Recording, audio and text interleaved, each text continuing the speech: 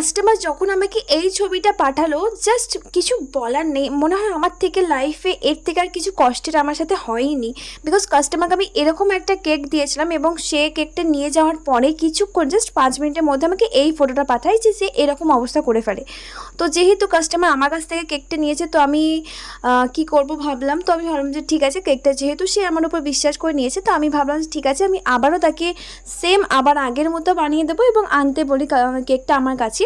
এবং কেকটাকে আমি আবার পুরোটা তুলে, ক্রিমটা তুলে আবার ফার্স্ট থেকে বানাই। বিশ্বাস করে এর জন্য আমি কোনো এক্সট্রা চার্জেস নিয়ে নিই।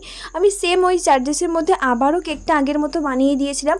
তো এইটা মনে হয় আমার কাছে সবথেকে বেশি কষ্টের, যে কোনো কিছু কেকের পিছনে আমি 4 থেকে 5 ঘন্টা কষ্ট করে খাটলাম আর সেটা পুরোটাই নষ্ট হয়ে গেল। আমাকে আবার সেম করে বানাতে হলো। দেখো আমি সেম আবার আগের মতো বানিয়েছি।